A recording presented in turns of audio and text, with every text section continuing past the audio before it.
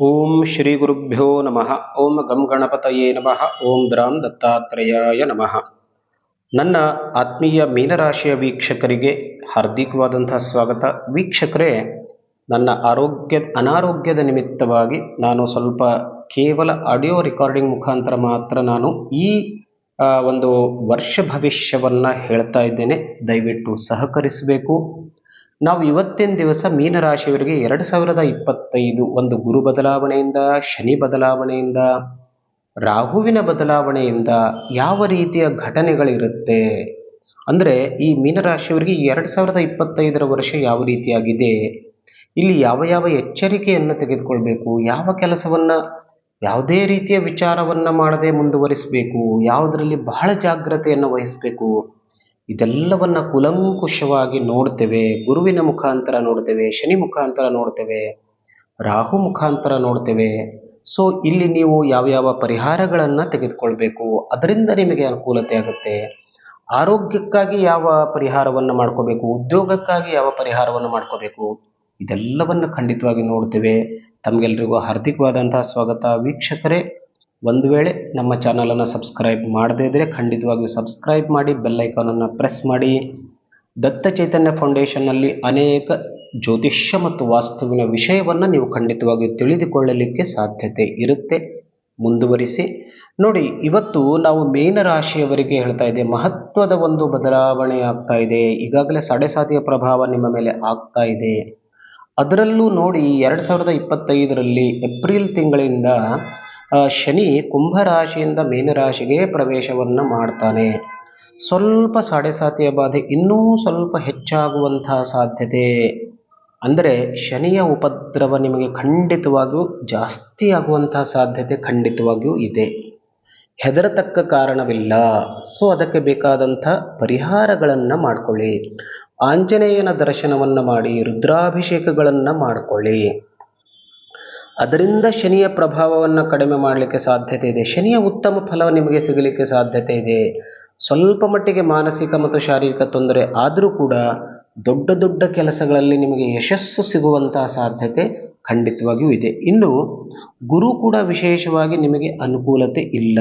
ಅದರಲ್ಲೂ ನಂತರ ನೋಡಿ, ಯಾವಾಗ ಮೇ 14ನೇ ತಾರೀಕಿನವರೆಗೆ ಸದ್ಯಕ್ಕಂತೂ 3ನೇ ಗುರು ಇದ್ದಾನೆ, ಪರವಾಗಿಲ್ಲ.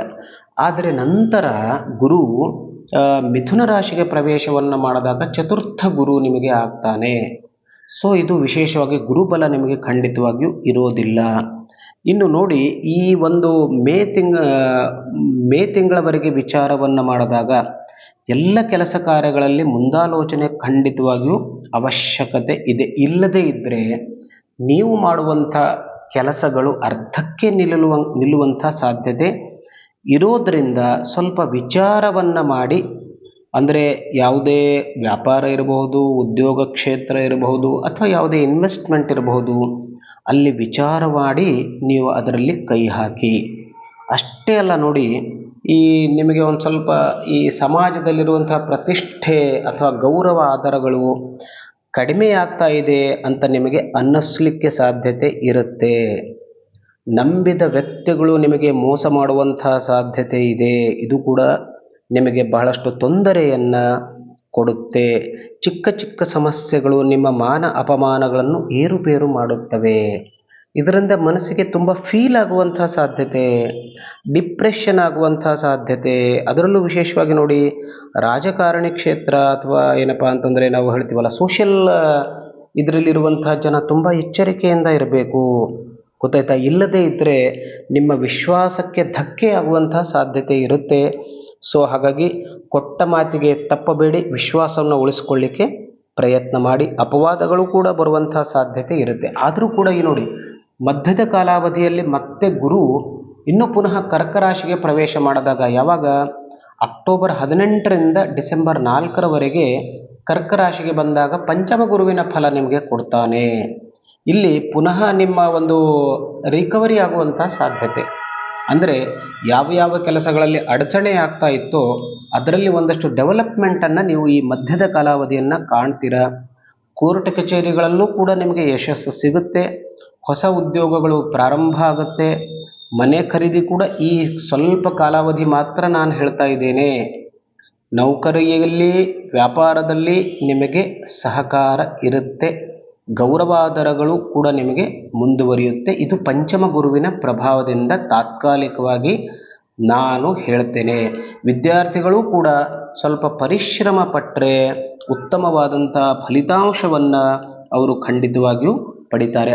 ಆದರೆ ಆ ಡಿಸೆಂಬರ್ ನಂತರ ಮತ್ತೆ 2026 ಏಪ್ರಿಲ್ವರೆಗೆ ಪುನಃ ಗುರು ಮಿಥುನ ರಾಶಿಗೆ ಪ್ರವೇಶವನ್ನು ಮಾಡಿದಾಗ ನೋಡಿ, ಮತ್ತೆ ಚತುರ್ಥ ಗುರುವಿನ ಒಂದು ತೊಂದರೆ ನಿಮಗೆ ಖಂಡಿತವಾಗಿಯೂ ಇರುತ್ತೆ. ಇದ್ದಂಥ ಪರಿಸ್ಥಿತಿ ಮತ್ತೆ ಚೇಂಜ್ ಆಗುವಂತಹ ಸಾಧ್ಯತೆ ಇರೋದರಿಂದ ಪುನಃ ನೀವು ಎಚ್ಚರಿಕೆಯನ್ನು ವಹಿಸತಕ್ಕದ್ದು. ಏನಿದೆಯೋ ಅದನ್ನೇ ಮುಂದುವರಿಸಿಕೊಂಡು ಹೋಗಲಿಕ್ಕೆ ಪ್ರಯತ್ನವನ್ನು ಮಾಡಿ. ಹೆಚ್ಚಿನ ಲಾಭವನ್ನು ಅಪೇಕ್ಷೆ ಮಾಡಿಕೊಳ್ಬೇಡಿ, ಹೆಚ್ಚಿನ ಗೌರವವನ್ನು ಅಪೇಕ್ಷೆ ಮಾಡಿಕೊಳ್ಬೇಡಿ. ಸೊ ಇದರಿಂದ ನಿಮ್ಮ ಮನಸ್ಸು ಕೆಡದೇ ಇರುವಂಥ ಸಾಧ್ಯತೆ ಇರುತ್ತೆ. ಇನ್ನು ಕುಜನ ವಿಷಯಕ್ಕೆ ಬಂದಾಗ, ಕುಜ ನಿಮ್ಮ ರಾಶಿಯಲ್ಲಿದ್ದಾಗ, ಪಂಚಮದಲ್ಲಿದ್ದಾಗ ಅಥವಾ ಅಷ್ಟಮದಲ್ಲಿದ್ದಾಗ ಒಂದಷ್ಟು ಇನ್ನೂ ತೊಂದರೆಗಳು ಜಾಸ್ತಿ ಆಗಿರೋದರಿಂದ ಅದನ್ನು ನಾನು ಮಾಸ ಭವಿಷ್ಯದಲ್ಲಿ ಹೇಳ್ತೇನೆ.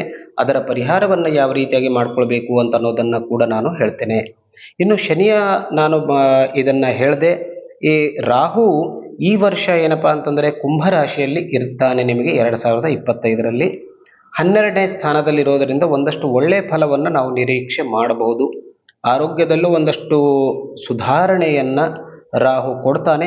ಆದರೆ ಸ್ವಲ್ಪ ಖರ್ಚು ಜಾಸ್ತಿ ಆಗುವಂಥ ಸಾಧ್ಯತೆ, ಅನಾವಶ್ಯಕವಾದಂಥ ಖರ್ಚು ಹೆಚ್ಚಾಗಿ ನಿಮ್ಮ ಆರ್ಥಿಕ ಪರಿಸ್ಥಿತಿಯನ್ನು ಸ್ವಲ್ಪ ಏರುಪೇರು ಮಾಡುವಂಥ ಸಾಧ್ಯತೆ ಇರುತ್ತೆ. ಸಾಲಬಾಧೆ ಇರೋದರಿಂದ ಕುಲದೇವತೆಯ ಆರಾಧನೆಯನ್ನು ಮಾಡಿಕೊಳ್ಳಿ. ನೋಡಿ, ಈ ವರ್ಷದಲ್ಲಿ ಸಾಮಾನ್ಯವಾಗಿ ಗುರು ಕೂಡ ವಿಶೇಷವಾಗಿ ಅನುಕೂಲತೆ ಇಲ್ಲ. ರಾಹು ಪರವಾಗಿಲ್ಲ, ಒಂದಷ್ಟು ಧೈರ್ಯವನ್ನು ಕೊಡ್ತಾನೆ, ಹೌದಾ? ಸೊ ಆದರೆ ಖರ್ಚನ್ನು ಮಾಡಿಸ್ತಾನೆ. ವಿದೇಶ ಯೋಗವನ್ನು ತಂದುಕೊಡುವಂಥ ಸಾಧ್ಯತೆ ಇದೆ ರಾಹು. ಇನ್ನು ಶನಿಯಂತೂ ಸಾಡೆಸಾತಿಯ ಪ್ರಭಾವವನ್ನು ನಿಮ್ಮ ಮೇಲೆ ತೋರುತ್ತಾ ಇರ್ತಾನೆ. ಸೊ ಹಾಗಾಗಿ ಮೀನರಾಶಿಯವರು ಒಂದಷ್ಟು ಎಚ್ಚರಿಕೆಯನ್ನು ವಹಿಸ್ಕೊಳ್ತೀರಾ. ಸೊ ಶನಿಯ ಒಂದು ಸ್ತೋತ್ರವನ್ನು ಪ್ರತಿನಿತ್ಯ ಹೇಳ್ತಾ ಬನ್ನಿ. ಓಂ ನಮಃ ಶಿವಾಯ ಜಪವನ್ನು ಮಾಡಿ. ಪ್ರತಿ ಸೋಮವಾರದ ದಿವಸ ಈಶ್ವರ ದೇವಸ್ಥಾನಕ್ಕೆ ನಮಸ್ಕಾರವನ್ನು ಮಾಡಿಕೊಳ್ಳಿ. ಒಂದಷ್ಟು ಹಾಲನ್ನು ಸಮರ್ಪಣೆ ಮಾಡಿಕೊಳ್ಳಿ. ಶನಿವಾರದ ದಿವಸ ತಪ್ಪದೆ ಆಂಜನೇಯನ ದರ್ಶನವನ್ನು ಮಾಡಿಕೊಂಡು ಒಂದಷ್ಟು ಎಣ್ಣೆಯನ್ನು ಸಮರ್ಪಿಸಿ. ಶನಿಯ ಪೀಡೆಯನ್ನು ನೀವು ಪರಿಹಾರ ಮಾಡಿಕೊಳ್ಳಿಕ್ಕೆ ಸಾಧ್ಯತೆ ಇರುತ್ತೆ. ಒಂದಷ್ಟು ಭಾನುವಾರದ ದಿವಸ ಒಂದಷ್ಟು ಉದ್ದಿನ ಬೇಳೆಯನ್ನು ನವಗ್ರಹ ದೇವಸ್ಥಾನದಲ್ಲಿ ದಾನವನ್ನು ಮಾಡಿ. ಅದರಿಂದಲೂ ಕೂಡ ನಿಮ್ಮ ಎಲ್ಲ ದೋಷಗಳು ಪರಿಹಾರವಾಗಿ ಯಾವಾಗಲೂ ಖಂಡಿತವಾಗಿಯೂ ನಿಮ್ಮ ಧೈರ್ಯ ಹೆಚ್ಚಾಗುತ್ತೆ. ಬರುವಂಥ ಸಂಕಟಗಳಿಗೆ ನೀವು ಎದುರಿಸುವ ಶಕ್ತಿ ಖಂಡಿತವಾಗಿಯೂ ನಿಮ್ಮಲ್ಲಿ ಮುಂದುವರಿಯುತ್ತೆ. ಒಳ್ಳೆಯದಾಗಲಿ. ಮತ್ತೆ ಭೇಟಿಯಾಗೋಣ. ನಮಸ್ಕಾರ.